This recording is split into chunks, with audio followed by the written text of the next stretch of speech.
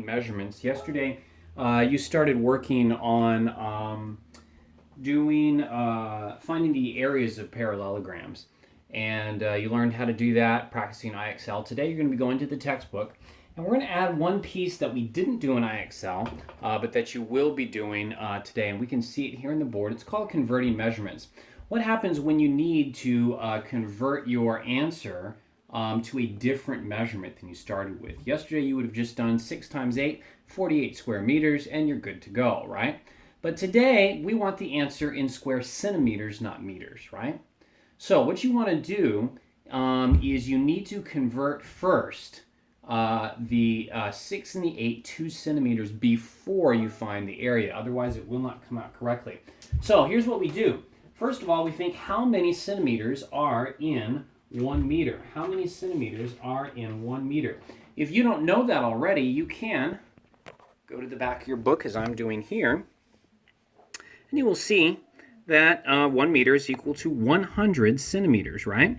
So what we're going to do is we're going to use that conversion to solve our problem. Let's get our camera set back up there. Very good. So what we have here is we have 6 meters, which is equal to 600 centimeters. 6 times 100, 600 centimeters. 8 times 100 is going to give us 800 centimeters. And then those are the numbers that we're going to multiply. We're going to do 600 times 800. And our answer is going to be, as you saw earlier, 480,000. Okay? And some of you can do that in your head. You know that 6 times 8 is 48, and you put in the 4 zeros and you have your answer. Others of you might need to use a calculator, but that's essentially what you're doing.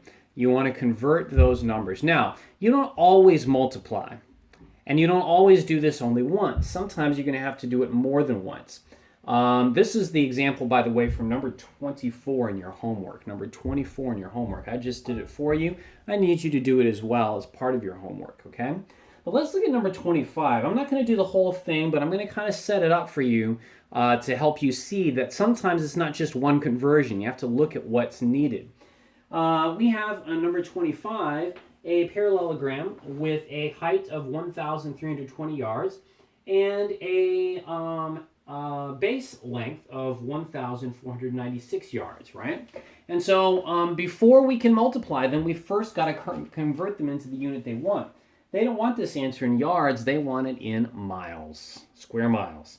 So that means we're going to have to convert our yards into miles. How are we going to do that? Well, we're going to have to convert our yards, first of all, into feet, okay? So we're going from a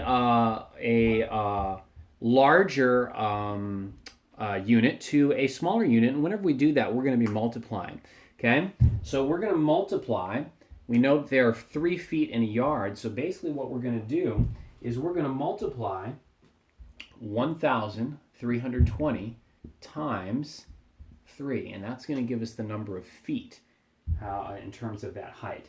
And then we're going to do 1,496 times 3, and that's going to tell us how many feet. You remember, why are we going to feet if we are looking for an answer in miles? That doesn't seem to make sense. It seems like we're going in the opposite direction, right?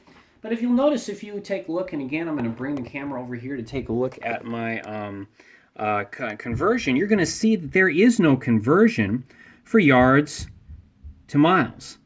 There is a conversion from miles to feet, isn't there? Right? There is a conversion from miles to feet.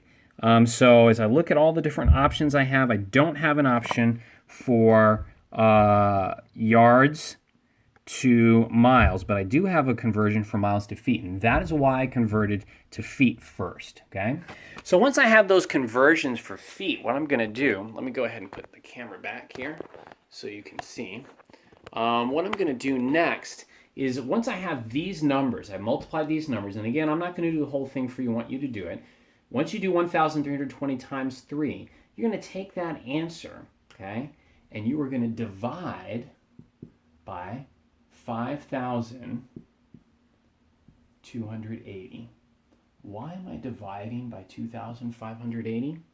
Well, because that's how many feet there are in 1 mile, right? And in this case, we're converting from a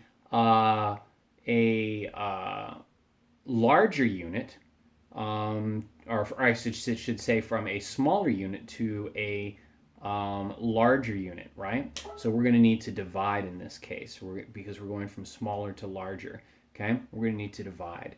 All right, so we're going to take this answer, whatever you get here, you're going to divide that by 5,280 feet, and that is going to give you your height in miles, okay? You can do the same thing down here. You're going to multiply by 3 and then take your answer and divide that by 5,280, okay? Again, if you look at the back of your book, that you'll see that's how many feet are in 1 mile. You're going to divide by 5,280. Now, you're going to get 2 decimal answers when you do that, which is fine.